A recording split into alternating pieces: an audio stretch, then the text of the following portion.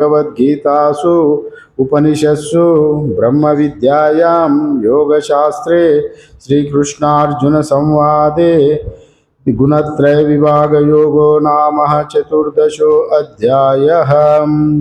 ओम श्रीकृष्णार्पणमस्तु। ओम सहना भवतु सहनो भुनक्तु सह वीर्यं करवावहै तेजस्विनावधीतमस्तु मा विद्विषावहै। ओम शांति शांति शांति। शंकरं शंकराचार्यं केशवं बादरायणं सूत्रभाष्यकृतौ वन्दे भगवन्तौ पुनः पुनः।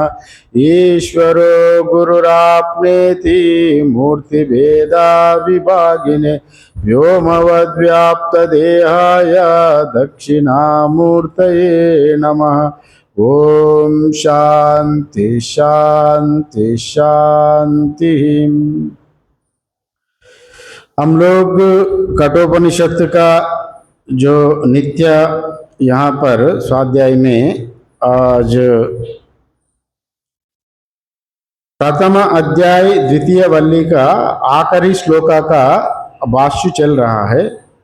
और हम लोग कल देखे थे इसका जो प्रथम अध्याय का आज वल्ली यहाँ पर समाप्त हो जाएगी।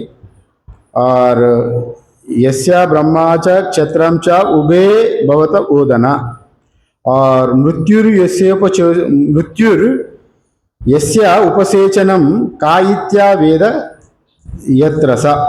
मतलब यहाँ पर जो बताया गया था कल, यहाँ परमात्मा का प्रलय काल में पूरा सृष्टि की अपना अंदर में ले लेता है, पूरा सृष्टि की अपना अंदर में ले लेता है। और यह क्रिया शक्ति ज्ञान शक्ति, ब्राह्मण को लिया गया ज्ञान शक्ति, क्षत्रिय को लिया गया क्रिया शक्ति।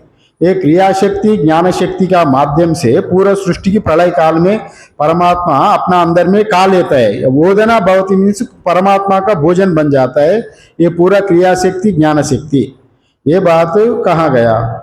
और मृत्युर यस्य उपसेचनम माने सबको मारने वाला जो यमराज है, यमराजु भी अंततोगत्वा सबको नाश करके फिर वो भी परमात्मा का एक उपसेचन का यहाँ पर या विशेषण ये दिया गया। उपसेचन मतलब पूर्ण भोजन नहीं है, थोड़े से हम लोग जब सब्जी भोजन करते हैं तो भोजन का अलावा हम लोग थोड़े बहुत अचार इत्यादि सब्जी इत्यादि रखता है, पापड़, इसको उपसेचन कहता है। माने मृत्यु परमात्मा का उपसेचन रूप से परमात्मा मृत्यु को भी ग्रहण करता है, ये बात कहा गया। और यहाँ पर भाष्य में यहाँ मृत्यु उपसेचनम, कल तो थोड़ा भाष्य देखा था। सर्वहारः अपि मृत्युः यस्या उपसेचनम इव ओदनस्यः। सभी तो आहारी है, माने प्रलय काल में बाकी जो ब्राह्मण क्षत्रिय आदि जो लक्षणों से जो बताया गया पूरा सृष्टि की ज्ञान शक्ति क्रिया शक्ति का जो परमात्मा अंदर लेता है, और यहाँ तो आहार है, किंतु मृत्यु भगवान का उपसेचन माने पूर्ण भोजन भी नहीं है, थोड़ा साइड में जो खाने वाला अचार जैसा सब्जी जैसा मृत्यु को भी ग्रहण करता है परमात्मा, ये बात कहा गया। और अशनत्वे अपि अपर्याप्तः, अगर भूख लगे तो भी वो पर्याप्त नहीं है भोजन खाने का। आपको भूख लगा, आपको भूख लगे तो अगर आपको रोटी सब्जी दाल खाए तो दाल सब्जी चावल रोटी पर्याप्त मात्रा में खाएंगे तो पेट भरेगा, वो भोजन है। और केवल आप थोड़ा बहुत कुरकुरा पापड़ कुकर खाए तो आपको क्या होगा, भोजन का मात्रा में वो काम नहीं करेगी। मृत्यु भी वैसा ही यहाँ पर परमात्मा का ये उपसेचन अपर्याप्त ही है, ये बात कहा गया। तम प्राकृतः बुद्धिः यथोक्तः साधनरहितः सन् कः इत्यम् एवं यथोक्तः साधनवान इव इत्यर्थः। मन वैसा वाला जो परमात्मा है, जो अनंत कोटि ब्रह्मांड को अपना अंदर में लेने वाला, पूरा क्रिया शक्ति ज्ञान शक्ति जो ब्राह्मण क्षत्रिय उपलक्षण से और पूरा सृष्टि की वो ले रहा है अपना अंदर में, और उतने उनका महिमा है, पूरा ब्रह्मांड को समाप्त कर रहा है। और उनको कौन समझ सकता है, ये बात कहा गया। वैसा वाला साधक को कौन समझ सकता है, वैसा ये बात कहा गया। मतलब अगर बिना अंतःकरण शुद्धि के, वैसा प्राकृत बुद्धि यहाँ पर मतलब उनका बुद्धि शुद्धि नहीं हुआ, जिसका बुद्धि शुद्धि नहीं हुआ वैसा वाला प्राकृत पुरुष वैसा निर्गुण निराकार ब्रह्म का कैसे समझ सकता है, ये बात यहाँ पर कहा गया। यथोक्त साधन रहता, माने बिना साधन का बिना वैसा कौन समझ सकता है वैसा परमात्मा को, ये बात कहा गया। सन कहा इत्यम एवं यथोक्त साधनवान इव इत्यर्थः। माने बिना यथोक्त साधन किए हुए परमात्मा का ज्ञान को कैसे समझेगा, वो संभव नहीं है, ये बात यहाँ पर कह रहा है। मतलब यहाँ जो निर्गुण निराकार ब्रह्म का समझने के लिए अत्यंत साधन चाहिए। वो सूक्ष्म बुद्धि से उनका अंतःकरण में मैला पड़ा हुआ मैला को पूरा हटाने से ही परमात्मा का साक्षात्कार करने का विधान है। अगर कोई अशुद्ध बुद्धि वाला और द्वैतवादी माने नाना प्रपंच को देखने वाला वो निर्गुण निराकार ब्रह्म परमात्मा को कैसे समझ सकता है, ये बात यहाँ पर कह रहा है। मतलब उतने आसान नहीं है, बिना साधन करके केवल बुद्धि बल से ही पहले पिछले मंत्र में भी कहा गया था, बुद्धि बल से ही परमात्मा को समझा नहीं सकता है। और इसलिए यहाँ पर भी केवल बिना साधन का परमात्मा का समझ नहीं पाएंगे। इसलिए साधन मतलब यहाँ पर क्या साधन करना, वही अपना नित्य नैमित्तिक कर्म धर्म अनुष्ठान भक्ति इत्यादि रहे तो ही परमात्मा का और आपको प्राप्त करने में ये सहायक बनेगा। और बिना साधन साध्य सिद्धि नहीं होता। इसलिए बिना सीढ़ी आप छत पर जाना है तो बिना सीढ़ी कैसे जाएंगे, एक आधार तो होना चाहिए ना। वैसे ही अगर आपको एक बड़ा पहाड़ में चढ़ना है ऊपर में, बिना रास्ता कैसे जाएंगे, साधन तो चाहिए ना। वैसे ही यहाँ पर भी ये साधन है, ये मलदोष विक्षेप दोष को निवृत्त करके आपको अंतःकरण को सात्विक बना के सूक्ष्म बुद्धि जब फायदा हो जाएंगे तो आप उतने परमात्मा का व्यापकता को आप जानेंगे। क्योंकि परमात्मा का तो जब पूरा सृष्टि की अपना भोजन रूप में जब खा रहा है ज्ञान शक्ति क्रिया शक्ति ब्राह्मण क्षत्रिय को और सभी पूरा पृथ्वी की जब खा रहा है, तो अब उतने ब्रह्मांड का आप उतने व्यापकता को अपना बुद्धि से कैसे ग्रहण करेंगे। ब्रह्मांड तो इतने छोटा नहीं है, अगर एक पृथ्वी में भी क्या क्या हो रहा है साधारण इंसान को इसको पहचानना बड़ा कठिन पड़ता है। और पूरा ब्रह्मांड में कौन लोक में क्या हो रहा है चतुर्दश भुवनों में ये साधारण इंसान को कैसा पता चलेगा। वैसा बुद्धि वाला जो जड़ बुद्धि प्राकृत बुद्धि कहा गया यहाँ पर, माने तम प्राकृत बुद्धि यथोक्त साधना रहता, माने जिसका साधन यथोक्त साधन नहीं है, बड़े पहाड़ में चढ़ना है तो पैर टूटेगा, वैसे ही यथोक्त साधन भी चाहिए आपको। अत्यंत सूक्ष्म वस्तुओं को ग्रहण करने के लिए साधन भी अत्यंत सूक्ष्म होना चाहिए, ये बात यहाँ पर कह रहा है। इसलिए फिर परमात्मा का कौन प्राप्त करेगा, अगर ये बता रहे वेद यहाँ जो बताया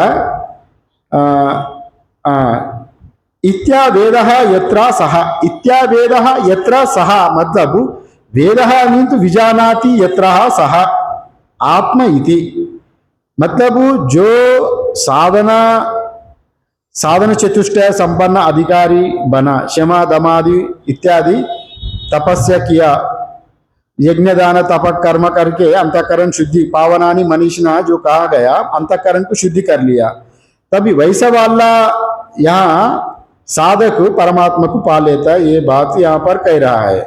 वेदः विजानाति यत्र सह आत्मा इति, जैसा कि जो सदाचार संयम आदि जो उपरोक्त साधनों से युक्त व्यक्ति परमात्मा का जान सकता है। उपरोक्त साधन क्या है? यहाँ पर क्षमा दमा उपरमा इत्यादि जो तितिक्षा या बताया गया, वो यहाँ पर उपरोक्त साधन बताया गया। यही बात को यहाँ पर कहा गया। ज्ञान, ये पूरा का आपको इसको देखेंगे, इसका पूरा तात्पर्य क्या बोला। यहाँ ज्ञान और क्रिया पूरा संसार ही ब्रह्म है।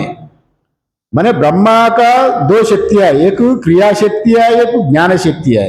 ये ज्ञान शक्ति क्रिया शक्ति पूरा परमात्मा का, ये पूरा ये ब्रह्म का ही शक्ति है। पूरा ब्रह्मांड ये दोनों शक्तियों से भरा रहता है। जितने आप पंचभूतों से लेकर और आप विराट हिरण्यगर्भ ब्रह्मा सब कुछ ही इसी का अंदर में ही आता है, चराचर में। ये चराचर प्रलय काल में परमात्मा ओदन जैसा माने भोजन जैसा ग्रहण करता है। पूरा प्रपंच को परमात्मा भोजन जैसा ग्रहण करता है। और इसलिए यहाँ पर उपलक्षण रूप से ब्राह्मण क्षत्रिय को कहा गया। ब्राह्मण ज्ञान का प्रतीक है, ज्ञान शक्ति का, और क्षत्रिय सबका पालन करने वाला, उनका जिम्मेदार रहता है। इसलिए उनको क्रिया शक्ति रूप से यहाँ पर दोनों को कहा गया, उपलक्षित रूप से। किंतु मुख्य रूप से ब्राह्मण क्षत्रिय ले तो बाकी सब आ जाता है पृथ्वी में। और वैश्य शूद्र आदि से लेकर कीट पतंग जानवर मिट्टी पत्थर जड़ चेतन सब कुछ चराचर पूरा प्रपंच परमात्मा खा लेता है। ये बात यहाँ पर कह रहा है।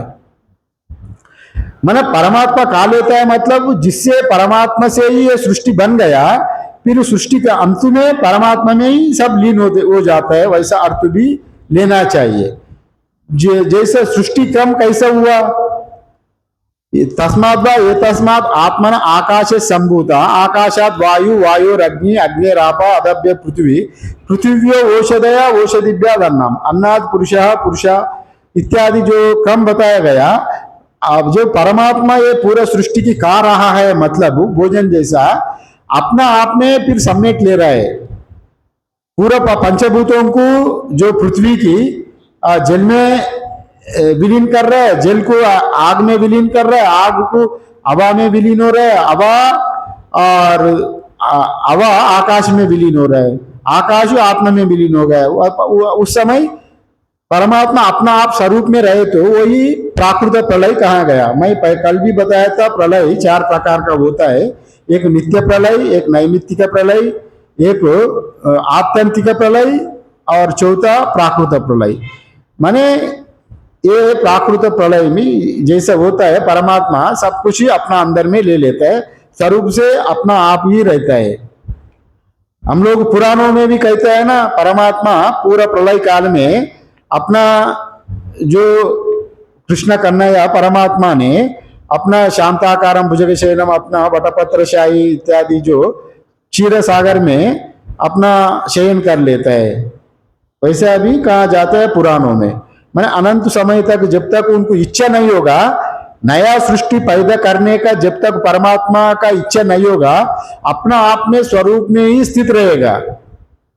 वहां अब पूरा प्रकृति अव्याकृत रूप में रहेगा। अभी जितने नाम रूप है, पूरा नाम रूप अव्याकृत रूप में और परमात्मा में ही रहेगा। माने व्यक्त नहीं होगा, व्याकृत नहीं है, अव्याकृत में माने व्यक्त नहीं रहता है। फिर परमात्मा का जब सृष्टि करने का मन हो गई, सृष्टि करने का मन हो जाए तो परमात्मा क्या करेगा? तदीक्षण एकोहम बहुश्याम प्रजा इत्यादि रूप में वो ईक्षण करता है परमात्मा। फिर एक ही परमात्मा ईक्षण करके फिर उस सृष्टि क्रम में फिर आ जाता है। जैसा फिर जो बताया गया तस्मात् वा एतस्मात् आत्मन आकाश संभूता इत्यादि रूप में फिर सृष्टि में फिर परमात्मा ही सभी फैल जाता है। जब इनको सृष्टि करने का इच्छा हो गया तो फिर ईक्षण करता है, नया सृष्टि हो जाता है। नया सृष्टि में नया ब्रह्मा जी आता है, वो पुराना ब्रह्मा नहीं रहेगा। फिर पुराना विष्णु, पुराना शिव, पुराना ब्रह्मा भी, वो तीनों ही पुराना नहीं रहेगा। उनका 100 साल खत्म हो गया तो ब्रह्मा जी का 100 साल पूरा होने के बाद ये महाप्रलय कहा जाता है। और ब्रह्मा जी का जैसा हमारा नींद में हम लोग जब गहर नींद में चले जाता है तो सुषुप्ति में पूरा प्रपंच हमारा नींद में ही लय हो जाता है। जब जागेंगे तो फिर सृष्टि जैसा उत्पन्न हो जाता है ना, ब्रह्मा जी का भी जब नींद में चले गया, एक कल्प तक ब्रह्मा जी नींद में ही रहेगा और एक कल्प तक सृष्टि भी ही नहीं रहेगी। फिर ब्रह्मा जी जब जागेंगे तो फिर अपना सृष्टि फिर आएगा। वैसा ये नैमित्तिक प्रलय है। ब्रह्मा जी का एक दिन एक रात का, एक दिन एक रात, एक दिन है, दिन में पूरा प्रपंच व्याप्त है, सृष्टि है। ब्रह्मा जी का रात में प्रलय हो गया। हम लोग जैसा नींद में जब जगा हुआ है तो हमको प्रपंच दिखता है, व्यवहार करता है, अच्छा बुरा जो कुछ हो रहा है व्यवहार में, जागते हुए समय सब कुछ व्यवहार हो रहा है। जब गैर नींद में चला गया तो सब समेट लिया, मन भी अपना आप में समेट कर अंतर्मुख हो गया, कुछ भी नहीं रहा वहां पर, केवल आत्मा ही रहा गैर नींद में। वैसा ही ब्रह्मा जी भी जब ये अभी हम लोग जो देख रहे थे ब्रह्मा जी का जागृत समय देख रहे हैं। हम लोग सृष्टि में जो व्यवहार कर रहा है, सूर्य चंद्रमा रोज उदय हो रहा है, अस्तम हो रहा है इत्यादि जो देख रहा है, ये ब्रह्मा जी का जागृत समय है। अभी जब ब्रह्मा जी का सुषुप्ति समय आएगा तभी ये नैमित्तिक प्रलय होगा। नैमित्तिक प्रलय में ब्रह्मा जी जब तक नींद में रहेगा तब तक वो ये सब प्रलय में सब कुछ भी नहीं रहेगा। और फिर ब्रह्मा जी जब उठेंगे तो फिर जैसा हम लोग नींद से उठे तो प्रपंच जैसा दिखता है, ब्रह्मा जी जब उठेंगे तो फिर प्रपंच अपना आप फिर सृष्टि आएगी। वैसा ये नैमित्तिक सृष्टि है। और प्राकृत सृष्टि मतलब ये महाप्रलय को प्राकृत सृष्टि कहा गया। मतलब ब्रह्मा जी का 100 साल पूरा होने के बाद, हमारा जब 100 साल पूरा हो गया और हम लोग जन्म नहीं लेंगे ना, फिर पूर्व इसी शरीर से तो जन्म नहीं लेंगे हम। रोज जो नित्य प्रलय हो रहा है वो नित्य प्रलय तो नहीं होगा। फिर अगले जीवन जब होगा, कब होगा वो पता नहीं, 50 साल का होगा, 100 साल का बाद होगा, अभी कैसा कब होगा वो पता ही नहीं चलेगा। फिर अगले जीवन में अगले हमारा के लिए नया जन्म जैसा होगा। ब्रह्मा जी का जब 100 साल पूरा होने के बाद महाप्रलय होगा, इसका ही प्राकृतिक प्रलय कहा जाता है।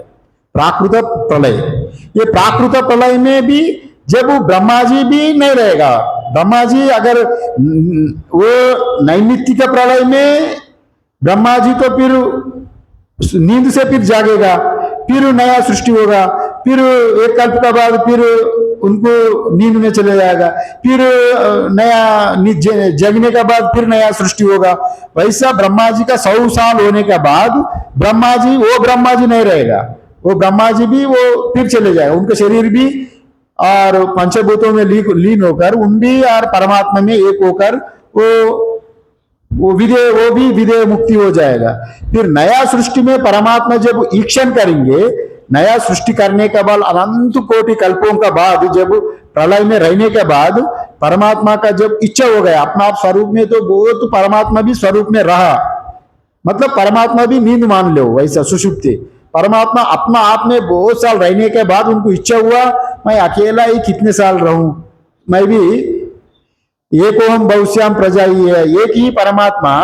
और तत्सृष्ट्वा तदेवानुप्रविशत नाम रूपे व्याकरवाणी थी उपनिषद में जो कहा गया, परमात्मा फिर ईक्षण करके अपना आप में सृष्टि में ही नाना रूपों में प्रवेश करता है परमात्मा ही।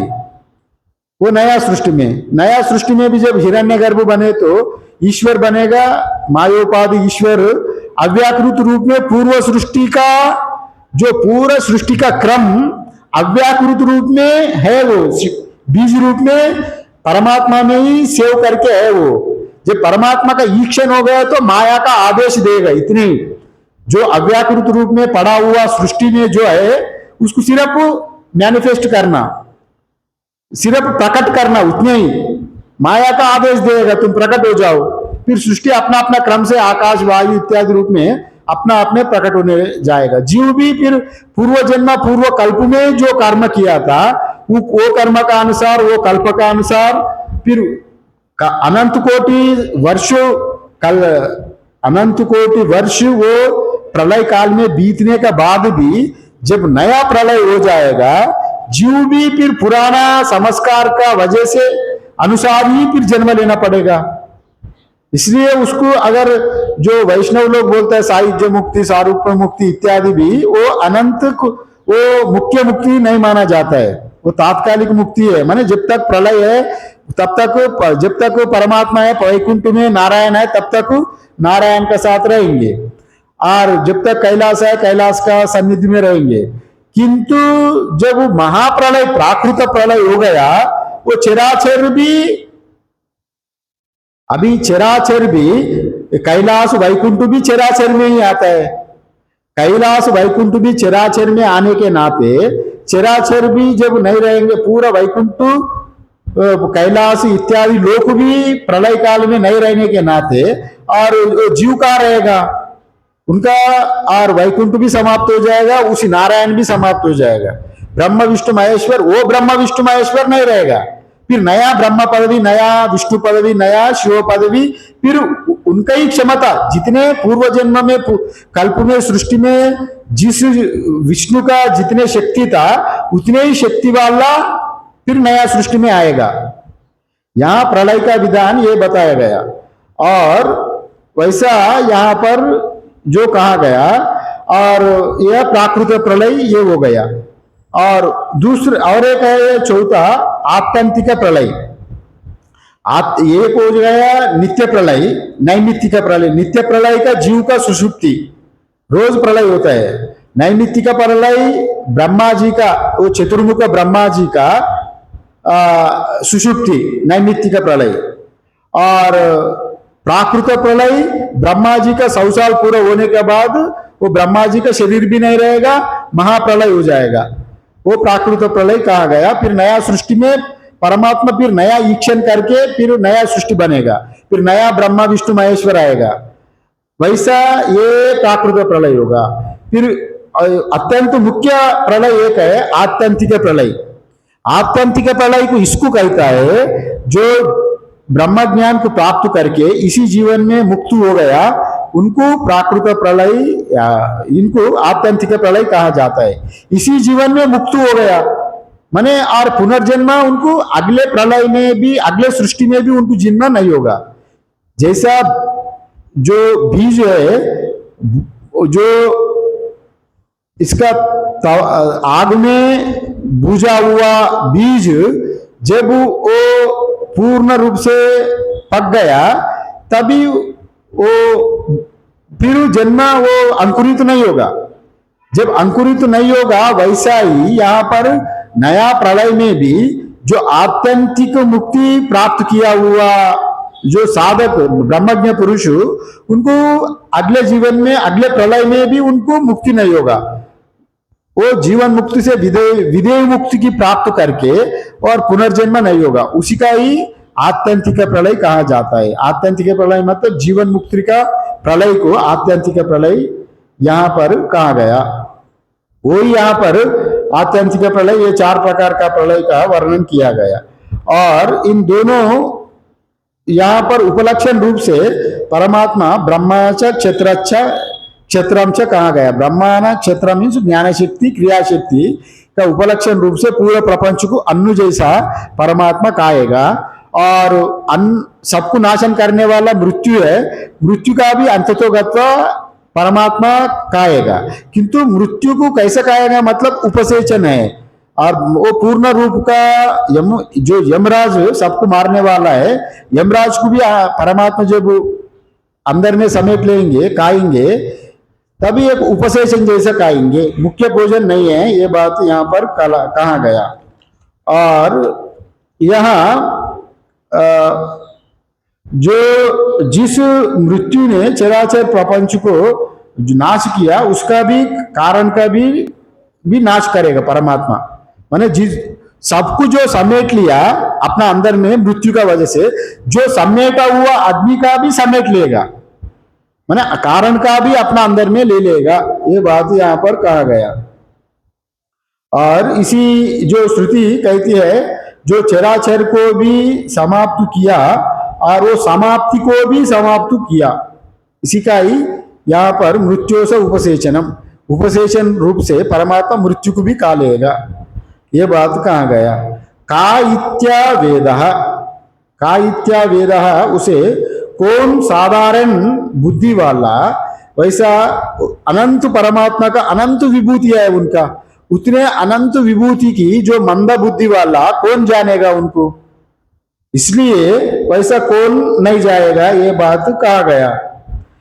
इस प्रकार जो जानने वाला कौन होता है, कोई भी दो दुच्चरित वाला द्वैत बुद्धि वाला परमात्मा को नहीं जान पाता है, किंतु परमात्मा का सत्ता अनंत सत्ता होने के नाते जो अधिष्ठान साक्षात्कार होने पर जगत सत्य नहीं होता है। जब वैसा वाला अधिष्ठान को साक्षात्कार करने के वजह से अधिष्ठान को, ब्रह्म को आप अपना अहम ब्रह्मास्मि रूप में जब जान लिया, तब आप ही ब्रह्म हो गया। वैसा अधिष्ठान को जानेंगे, अनुभव करेंगे, वही ब्रह्म का प्राप्त कर लेगा, बाकी मंद मध्यम बुद्धि वाला नहीं करेगा। ये बात कहा गया। अगर एक बार आप अधिष्ठान को साक्षात्कार करने का बाद जगत आपको और सत्य नहीं भासेगा। नहीं, जगत जो नाम रूप परमात्मा सबको अंदर में का रहा है, वो अज्ञानी नाम रूप को का रहा है। ज्ञानी की तो, ज्ञानी अगर ज्ञानी है तो वो नाम रूप को अपनो नहीं मानता है। वो ज्ञानी अपने शरीर का ही अपनो नहीं मानता है, अब अपना स्वरूप को नहीं मानता है। स्वरूप तो काया नहीं जाता। हर भोजन जब कोई ठोस चीज सामने है तो उसको आप ले लेंगे। अब केवल खाएंगे तो कुछ भी नहीं है तो क्या खाएंगे आप। वैसा अगर स्वरूप का बोध हो गया आपको, स्वरूप का बोध होने के बाद सभी स्वरूपों में मैं ही हूं, निर्गुण निराकार, और वहां पर आप खाने का चीज दूसरा कोई है ही नहीं है। वैसा अगर कोई आत्मज्ञ पुरुष है, उनका उपाधि का भेद ना होने के नाते, उपाधि से वो अपना उपाधि का साथ ममेक ना होने के नाते, कर्तृत्व भोक्तृत्व बुद्धि ना होने के नाते उनको उपाधि से मुक्त हो गया। और वो अन्वय व्यतिरेक दृष्टि से अगर पूरा प्रपंच अपना आप ही देख रहा है, तभी उनके लिए यह प्रपंच रहते हुए भी प्रपंच नहीं है। ये बात कहा गया। माने जो पारमार्थिक सत्ता से, जिसको पारमार्थिक सत्ता का बोध हो गया, उनके लिए ये प्रपंच दिखते हुए भी उनको प्रपंच नहीं रहेगा। ये बात यहाँ पर अधिष्ठान साक्षात्कार होने पर जगत सत्य नहीं भासेगा। वैसा वाला ज्ञान ही इसका उनको जान सकता है, जो उसको जैसा बोध हो गया। और अज्ञानी लोगों के लिए तो ये प्रातिभाषिक सत्ता, व्यवहारिक सत्ता सत्य माना जाता है। व्यवहार में जो कुछ देख रहा है तो उनको सत्ता, प्रातिभाषिक सत्ता मीन्स निद्रा में हम लोग जो कुछ नींद में देख रहे हैं तो नींद काल में नींद सत्य ही लगता है, जागने का बाद ही नींद मिथ्या हो जाता है। वैसे ही आप पारमार्थिक सत्ता का अनुभव किए तो आप व्यवहारिक भी आप मिथ्या ही हो जाता है, क्योंकि व्यवहार नाम रूप जो पारमार्थ में बोध हो गए उनको, वो निर्वाण को प्राप्त किया और वो ब्रह्मा साक्षात्कार हो गया, मोक्ष प्राप्त किया, उनको ये जगत नाम रूप एक उपाधि जैसे देखता है, एक अपना कपड़ा जैसे देखता है। हम आप कपड़ा धारण किया, एक कमीज पैंट धारण किया, कपड़ा ही आप नहीं है ना, ये मेरा कपड़ा है, मैं ही नहीं हूं। वैसे जैसा मालूम आप कपड़ा धारण करते हुए भी मैं कपड़ा वाला नहीं हूं, जैसा आपको बोध हो गया, वैसे ही जीवन मुक्त पुरुष, पारमार्थिक सत्ता का अनुभव करने वाला वो जीवन मुक्त पुरुष भी मैं शरीर नहीं हूं, ये मेरे धारण किया हुआ, प्रारब्ध का वजह से ये मेरा धारण किया शरीर को, कपड़ा जैसा धारण किया। जैसा आप कपड़ा वाला आप नहीं है कपड़ा, शरीर भी वो नहीं मानता है मैं शरीर वाला नहीं हूं। तब उनके लिए ये जो परमात्मा ब्रह्मा च क्षत्रम च उभे भवति ओदना, वो ओदना इनके लिए लागू नहीं होगा। अज्ञानी ही समझ लेगा, अज्ञान भी ले लेगा। फिर ये वो आपको शंका भी ना होता है, फिर ज्ञानी का शरीर को नहीं लेता है परमात्मा, वैसा बात नहीं है। ज्ञानी का शरीर भी जड़ होने के नाते प्रलय काल में सभी चले जाता है, ज्ञानी अज्ञानी कोई नहीं रहेगा। किंतु ज्ञानी का वो ब्रह्म साक्षात्कार होने के नाते मैं ना मरता हूं मैं ना जन्मता हूं, न निरोधो न चोत्पत्ति, उनका वो बोध हो गया। और उनको बोध होने के नाते और उनको पूर्ण अनुभव हुआ और शरीर मैं नहीं हूं, उनको मरने का बात ही नहीं है। वो आत्यंतिक प्रलय में पहुंच गया, उनको पुनर्जन्म भी पुनर्प्रलय में भी उनका जन्म नहीं होगा जो जीवन मुक्त पुरुष का। ये बात यहाँ पर कहा गया। फिर अंत में यत्र सहा, सहा मतलब वहां आत्मा, यत्र जहां स्वमहिमा में सर्वभोक्ता के रूप में स्थित है। यत्र सहा मीन्स परमात्मा स्वमहिमा में यहाँ पर स्वरूप स्थिति में रहने का यहाँ पर यत्र सहा कहा गया। मतलब यहाँ स्वमहिमा में परमात्मा सर्वभोक्ता के रूप में स्थित है, उसी का ही यत्र सहा कहा गया। यत्र सहा यहाँ परमात्मा कहाँ पर आए, परमात्मा कहाँ पर आए मतलब विष्णु जैसा विष्णु लोक में, शिव जैसा शिव लोक में रहता है, वैसा नहीं। निर्गुण निराकार होने के नाते परमात्मा का और चराचर पूरा अपना वोदन रूप में लेने के बाद वो वैकुंठ कैलाश को भी वोदन रूप में ले लिया। उन ब्रह्मा शिव महेश्वर विष्णु, जो विष्णु ईश्वर ब्रह्मा का भी प्रलय काल में अपना वोदन रूप में अंदर में ले लिया। अभी वहां पर ना वैकुंठ बचेगा ना कैलाश बचेगा। और ब्रह्मा विष्णु महेश्वर भी परमात्मा का ओदन रूप में चले गए प्रलय काल में अंदर में, प्राकृत प्रलय में। तभी यहाँ पर वैसा वाला जो परमात्मा का वैसा वाला जो विभू है, और वो मंद बुद्धि वाला कौन परमात्मा को जान सकता है, ये बात कहा गया। फिर परमात्मा श्रुति भी कहता है सा तस्मिन्नेव आकाशे, आकाश भी चराचर में ही आता है। आकाश भी जब प्रलय काल में आकाश भी परमात्मा भोजन जैसा अंदर में ले लेता है, कहा लेता है। पंचभूतों को पूरा पृथ्वी ब्रह्मा विष्णु महेश्वर को भी भोजन जैसा कहा लेता है। और या ब्रह्मा क्षेत्रांश मीन्स ये पूरा प्रपंच विशेषण दिया गया, पूरा प्रपंच को परमात्मा अंदर में ले लेता है। और सा कस्मिन प्रतिष्ठिता इति स्वमहिम्नेति, परमात्मा कहाँ प्रतिष्ठित होता है मतलब अपना स्वमहिमा में भी प्रतिष्ठित रहता है। प्रलय काल में परमात्मा कहाँ रहता है, अपना आप में, अपना प्रतिष्ठित काल में। आपका जो वो नित्य प्रलय हो रहा है नींद में, आप कहाँ रह रहा है परमात्मा, आप अपना में ही रह रहे हैं, परमात्मा में ही रहता है। फिर जागने के बाद आप जैसा प्रपंच आपको भास रहा है, और वो परमात्मा अपना स्वरूप में ही रहता है, ये बात यहाँ पर कह रहा है। और वहां परमात्मा भूमा जो अपनी ही जो महिमा में अपने ही व्यापक स्वरूप में प्रतिष्ठित रहता है। इसी का ही यहाँ पर कहा गया परमात्मा अपना स्वयं स्वरूप में प्रतिष्ठित रहता है। उसी प्रतिष्ठित परमात्मा को मंदबुद्धि वाला नहीं जान सकते। फिर कौन जानेगा मतलब वेदा विजानाति यत्रा सा आत्मा इति, मतलब जो बताया गया जैसा कि सदाचार संयम इत्यादि जो शमदम उपरमा इत्यादि जो षड संपत्ति और धर्मानुष्ठान पूजा पाठ जप करके अंतःकरण शुद्धि करके जिसका सत्वगुण संपन्न और मुमुक्षु ही परमात्मा को जान सकते हैं, विवेक वैराग्यवान साधन चतुष्टय संपन्न अधिकारी ही ब्रह्म को जान सकता है। और इसका अलावा मंद बुद्धि परमात्मा को नहीं जान सकता है। परमात्मा अगर कहाँ रहता है फिर मतलब अपने स्वरूप में ही रहता है, ये बात कहा गया यहाँ पर। और इति कठोपनिषति प्रथमो अध्याय द्वितीय वल्ली भाष्यम समाप्तम। हरि ओम तत्सत। यहाँ पर ये प्रथम अध्याय प्रथम वल्ली का यहाँ समाप्त होता है। और थोड़ा समय है तो इसका उपोद्घात देखेंगे तृतीय वल्ली का, माने तीसरा वल्ली। यहाँ कठोपनिषद में पहले ही बताया, आप याद है नहीं है, पूरा 6 वल्ली है, 2 अध्याय है, 2 अध्याय में 3-3 वल्ली है, और ये प्रथम वल्ली में आकर वल्ली है, प्रथम अध्याय में आखिरी वल्ली है। इसमें 17 श्लोक है, और ये भी बहुत अच्छा रोचक है। ये वल्ली में जीव को ईश्वर को 2 बताता है और एक रथ कल्पन करता है। माने यहाँ पर समझाने के लिए जीवात्मा परमात्मा का आत्मानम रतिनम विद्धि शरीरम रथम एवतु बुद्धिम तु सारथम विद्धि मन प्रग्रह मेवरा इत्यादि रथ कल्पनों से, वैसे अच्छा अच्छा उदाहरणों से इस वल्ली में आत्मा का वर्णन करता है। जीवात्मा कैसा है, परमात्मा कैसा है।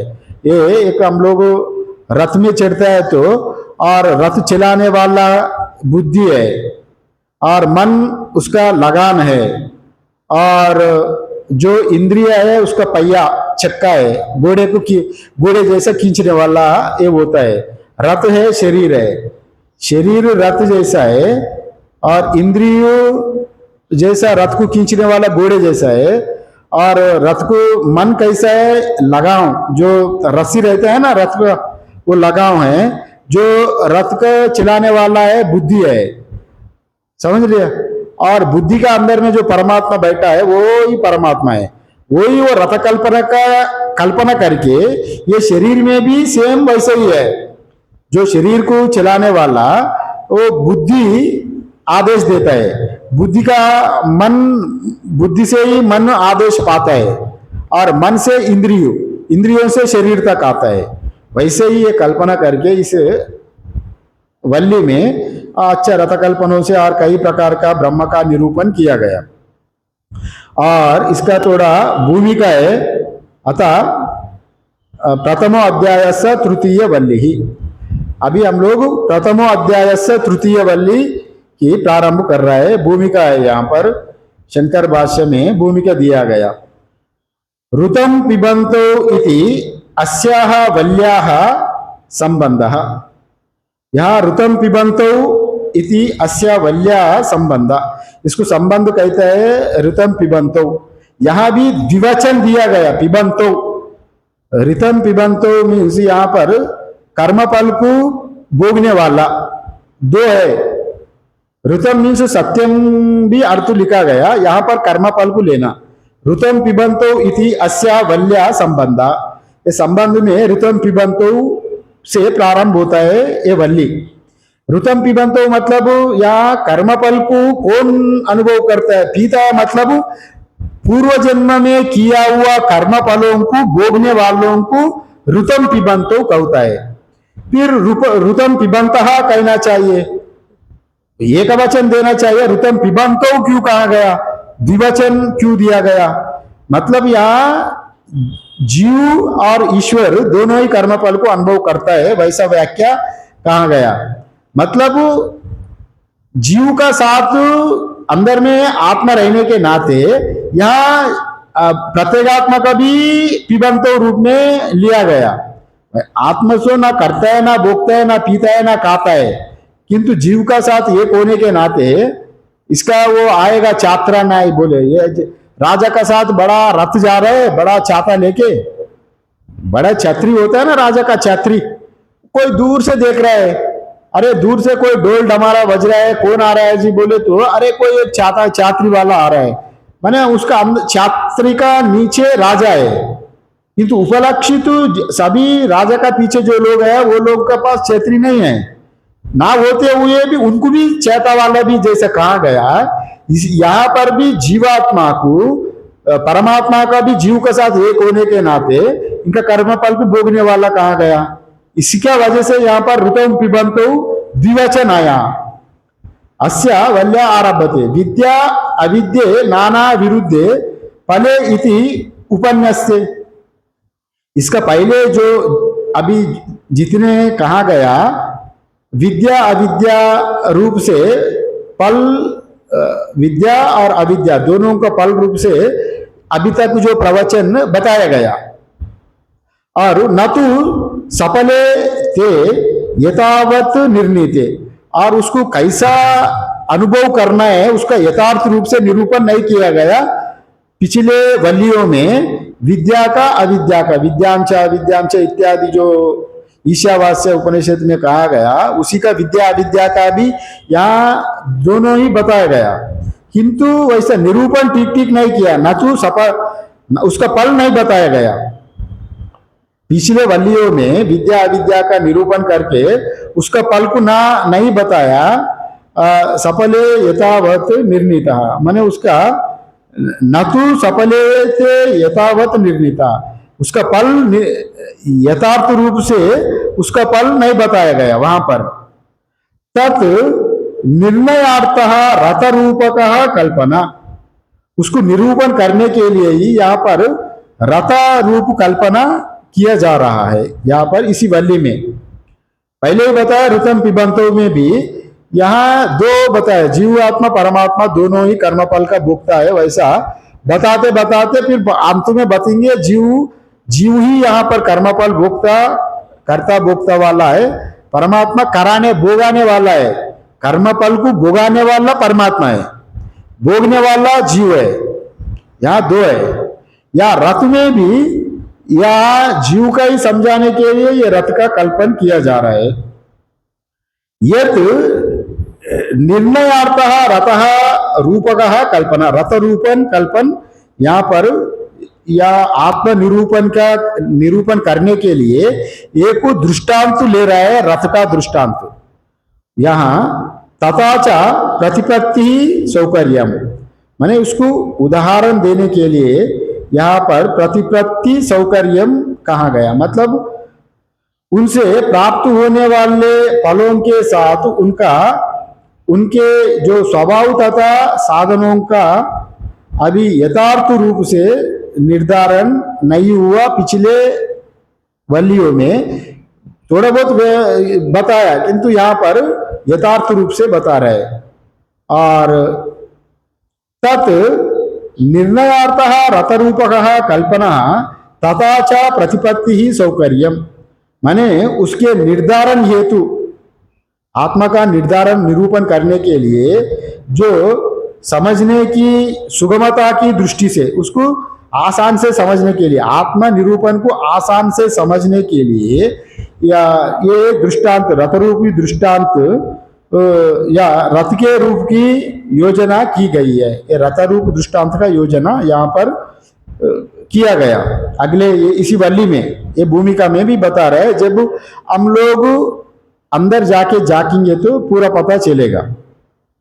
एवं च प्राप्तृ प्राप्य गंतृ गंतव्यः विवेकार्थम रथ रूपकः द्वारा दौ आत्मानौ उपन्यस्ते, माने यहाँ पर दो दो बताया गया। वहां रथ में भी जीवात्मा परमात्मा दो ही वहां पर रहता है। इस प्रकार यहाँ जो एक प्राप्त कर्ता तथा प्राप्तव्य, प्राप्त कर्ता कौन है? जीव है। जीव परमात्मा का प्राप्त करता है, प्राप्त करने के लिए साधन कर रहा है, वो प्राप्त कर्ता हो गया। और प्राप्तव्य हो गया परमात्मा। परमात्मा को प्राप्त करने के लिए ये प्राप्तव्य जीव साधन कर रहे हैं ना। प्राप्तव्य कौन हो गया? परमात्मा। परमात्मा का प्राप्तव्य हो गया। प्राप्त का कर्ता जो साधन कर रहा है, श्रवण मनन निधिध्यासन कौन कर रहा है? जीव कर रहा है। जब ये अनुभव हो जाएगा एक रूप में, अहम ब्रह्मास्मि रूप में, तब वह एकता हो जाएगा, प्राप्तव्य हो जाएगा। जिसके लिए जो साधन किया वो प्राप्तव्य, वो ब्रह्मा अपना आप ब्रह्म हो गया, परमात्मा हो गया। और गमनकर्ता तथा गंतव्य, आप अमरनाथ के लिए जा रहे हैं, गमन कर रहे हैं। अमरनाथ गंतव्य क्या है? अमरनाथ दर्शन। वह दर्शन गंतव्य, आप गमन करता आप बन गया। जब वहां गंतव्य हो गया अमरनाथ, जब अमरनाथ पहुंचेंगे ना आप, तब तक तो आप साधन करना ही पड़ता है। वैसे ही यहाँ एकत्व बोध कराने के लिए यहाँ पर एक गमन करता और गंतव्य, माने एक जीवात्मा एक परमात्मा, ये दोनों को यहाँ पर निरूपण करने के लिए दो आत्माओं का निरूपण किया गया, या एक जीवात्मा परमात्मा दोनों को यहाँ पर निरूपण हो रहा है। इसी का वजह से निरूपण अर्थ ही यहाँ दो दो बताया गया। अगर एक दो नहीं है तो अगर जीव को कैसे समझेगा एक मैं ही ब्रह्म हूं। यही यहाँ पर भी ये बात कहा गया, पहले भी यहाँ जो बताया गया मुंडक उपनिषद में भी, आपको आत्म साक्षात्कार करवाना है तो एक प्रक्रिया रहता है, और उसी प्रक्रिया का अनुसार ही आपको ब्रह्म ज्ञान का अनुभव करा सकता है। इसलिए आप तैत्तिरीय उपनिषद में सत्यम ज्ञानम अनंतम ब्रह्म सीधा कहा गया, आपको स्वरूप का बोध हो गया, वह सत्यम ज्ञानम अनंतम ब्रह्म, उससे आपको ब्रह्म का निरूपण नहीं होगा। फिर तटस्थ लक्षण को अपनाना पड़ेगा। स्वरूप लक्षण से ब्रह्म का साक्षात निरूपण नहीं किया जाता है, तटस्थ लक्षण से निरूपण किया जाता है। तटस्थ लक्षण मतलब अगर आपको यमुना नदी के पास जाना, अभी दिल्ली में यमुना जी है, अब यमुना आपको कहा दूर में जाके खड़ा हो गया, सब जंगली जंगल दिख रहा है, और वहां पर एक बड़ा बरगद का पेड़ दिख रहा है, एक ही पेड़, जंगलों में सबसे ऊंचा पेड़ वही है। और अरे कोई आपको पूछा अरे यार यमुना जी कैसे जाना है, आपको क्या पहले क्या करेंगे, वो पेड़ को दिखाएंगे, पहले देखो भाई वो बरगद का पेड़ है ना, वहां जाओ, वहां जाए तो ही तुम यमुना जी का दर्शन करेगा, वहां तक पहुंचो। फिर वैसे तो यमुना जी तो वो नीचे से बह रहा है, दिखता ही नहीं है, किंतु ऊपर वाला जो पेड़ दिख रहा है उसका तटस्थ लक्षण कहा गया। तट का जो बाग में जो ऊपर में हिस्सा है वो पेड़ को पकड़ के यमुना जी के जैसे पहुंचा, वैसे ही यहाँ पर अध्यारोप अपवाद इत्यादि चिज्जड़ ग्रंथि और अवस्थात्रय साक्षी पंचकोश विवेका इत्यादि रूपों से ये सब तटस्थ लक्षण ही है। ये तो वह इमानि भूतानि जायन्ते येन जातानि जीवन्ति यत् प्रयत्यन्त अभिसंविसन्ति तद विजिज्ञासस्व तद ब्रह्मेति। ये मुंडकोपनिषद में तैत्तिरीय में तटस्थ लक्षण का बेस्ट उदाहरण बताया गया। ये तो वह इमानि भूतानि जायन्ते, ये पूरा जिससे प्राणी कोटि पूरा प्रपंच जिससे जन्म ले रहा है, ये तो वह इमानि भूतानि जायन्ते, और जिसमें लीन हो रहा है, जिस रहते हुए भी वो पूरा भूत रह रहा है, ये पूरा प्रपंच जिसमें लीन हो रहा है वो परमात्मा, उसको कहा गया। फिर वैसा अगर तटस्थ लक्षणों से अगर आपको बोध कराए तो आपको विचार हो जाएगा, वो अच्छा ये तो वो इमानि भूतानि जायन्ते ये न जातानि जीवंती ये प्रयत्यन्ति अभिसंविसन्ति, मतलब ये पूरा प्रपंच जिससे उत्पन्न हुआ उसका ऊपर ध्यान जाएगा, वो कौन है सर्च करेंगे, माने जिसका वजह से पूरा सृष्टि में रह रहा है स्थित है उसका ऊपर आपका दृष्टि जाएगा। फिर प्रलय काल में अंत होने के बाद जिसमें समाहित हो जाएगा वो कौन है, उसका वो तटस्थ लक्षण रूप में वहां पर बताया गया। यहाँ पर भी यहाँ जो रथ कल्पना है इत्यादि रूप में जीव एक है और परमात्मा अलग है। परमात्मा को वर्णन करने के लिए या रथ कल्पना रूप में इसी वल्ली में भी यहाँ कहा जाएंगे। इसलिए यहाँ पर तटस्थ लक्षण से ही अधिकारी का यहाँ पर बोध किया जाता है, और साक्षात स्वरूप लक्षण से शास्त्र का बोध नहीं किया जाता है, क्योंकि अब कुछ भी नहीं है तो आप ब्रह्म ही है, मैं बता दिया, आप सच्चिदानंद ब्रह्म ही है, आपका उपदेश हो गया, आप चले जाओ, मतलब आप क्या समझेंगे। और अत्यंत उत्तमोत्तम अधिकारी है तो स्वरूप लक्षण को समझ सकता है। सत्यम ज्ञानम अनंतम ब्रह्म, आप सत्य वाला ही, आप ही ज्ञान वाला, अनंत आप ही है, और अस्ति भाति प्रिया आप ही है, और परमात्मा आप ही है, वो समझ लेगा तत्वमसि एक जट में श्रवणात् मुक्ति। वो उत्तमोत्तम अधिकारी करे अत्यंत विरल होता है। अगर तटस्थ लक्ष्य को ना अपनाएंगे तो फिर साधारण आदमी के लिए ही तटस्थ लक्षण को अपना लिया श्रुति माता। श्रुति बड़ा कृपामयी माता है, सबको भला चाहता है श्रुति। जैसा आपको 4 बच्चा है घर में, माता 4 बच्चा है आपका घर में, आपको छोटे छोटे बच्चा है, एक 2 साल का है, एक 6 महीने का है, एक है 15 साल का है, एक तो 25 साल का हो गया। अगर माता अगर मार्केट से कुछ चीज ले आया, दूध भी लाया, मतलब समझ लो सबको एक खीर बनाने के लिए दूध लाया, सबको खीर बना के खिलाऊंगी। अगर जो छोटा बच्चा 4 महीने 6 महीने वाला है वो खीर बनाए तो माता उनको खीर नहीं खिलाएगी, वो पचेगा ही नहीं, फिर वो हजम नहीं होगा अंदर में। तो माता उसको समझ कर माता क्या करेगी, दूध में पानी मिलाएगी, पानी मिला के गर्म करके थोड़ा थोड़ा दूध उनको पिलाएगा छोटा बच्चे को। जो मध्यम बच्चा है, थोड़ा 6 महीने 1 साल 2 साल वाला बच्चा है, तो उनको थोड़ा अच्छे से पीस के खीर को थोड़ा ज्यादा उबला के, इनको पचेगा नहीं, गाढ़ा चावल रहे तो पचेगा नहीं, तो उसको ज्यादा उबला के उसको, अगर ज्यादा उबल भी नहीं गए तो उसको थोड़ा हाथ से थोड़ा इसको पीस के उसको दिएगा। और दूसरा जो बड़ा बच्चा है 20-25 साल का, उनको तो गाढ़ा खीर खिलाएगी।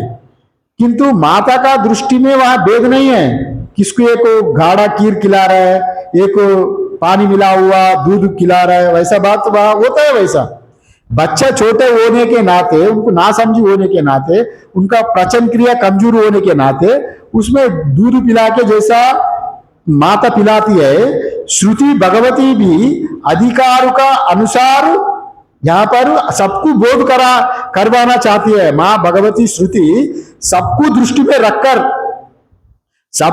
में रखकर ही ये पूरा शास्त्र यहाँ पर रचा गया, माने माँ भगवत परमात्मा व्यवस्था किया। इसलिए अगर जो कमजोर आदमी है तो तुम पहले कर्म करो, महिला बहुत जम गया तुम्हारा अंदर में, उसको महिला हटाओ, उसके लिए निष्काम कर्म रूप से बताया गया। और उसका जो कर्म करके रखा, उनका अंतःकरण में जो मल विक्षेप है, मन चंचल है, तुम थोड़ा अभी ध्यान करो, भक्ति करो वैसा। और अज्ञान है, आवरण हटाओ, एक एक प्रक्रिया अपनाया। इसलिए जो निष्काम कर्म, सेवा करो, भक्ति करो, पूजा करो, पाठ करो, ये सब कोई भी वृद्धा नहीं है। अधिकार भेद से श्रुति माता, बेटा तुम अभी उसको गैर ज्ञान को नहीं पचेंगे, तुम ये एक रास्ता अपना लिया, ये रास्ते से जाएंगे, तुम थोड़ा घूम फिर की तो है, किंतु अंततोगत्वा देरी हो सकता है, किंतु गंतव्य स्थान को पहुंचोगे। जो लंगड़ा आदमी है वो सीढ़ी से जाएगा धीरे धीरे धीरे, और कोई तंदुरुस्त आदमी है, पहाड़ चढ़ना है तो वो सीधा पहाड़ चढ़ के जाएगा। वैसे ही यहाँ पर जो उत्तम अधिकारी है उनके लिए साक्षात श्रवण ही करना, जो मध्यम अधिकारी है तो उनको थोड़ा बहुत उपासना भी करना, श्रवण भी करना, जो मंद अधिकारी है तो वो कर्म, उपासना, श्रवण तीनों ही करना, परिश्रम उनको ज्यादा है। यहाँ तटस्थ लक्षण भी यहाँ पर जो मंद मध्यम अधिकारी लोग का है, ज्यादा से मंद मध्यम अधिकारी ही रहते हैं, ज्यादा से ज्यादा 99.99, और उन लोगों के लिए तटस्थ लक्षण का रूप में जैसा ये तो वह इमानी भूतानि जायन्ते जैसा तटस्थ लक्षण को वर्णन किया, यहाँ पर भी जीव को समझाने के लिए, जीव ईश्वर एकता को समझाने के लिए इसी वल्ली में भी रथ कल्पना इत्यादि रूप में कल्पना करके समझा देंगे। और उपनिषद तो यह वल्ली बहुत अच्छा है ब्रह्म ज्ञान को समझने के लिए, सब ब्रह्म ज्ञान का निरूपण, जीव ब्रह्म ऐक्य का निरूपण ही करवा रहा है। और इसी का ही हम लोग कल उपोद्घात हो गया, कल से 1 नंबर श्लोक से शुरू करेंगे और इसी वल्ली का। और अंततोगत्वा अगर ज्यादा से ज्यादा ये वल्ली पूरा करेंगे मैं रहते हुए, और मेरा लगभग 14-15 दिन समय है पूर्णिमा तक, तब तक ये वल्ली करेंगे।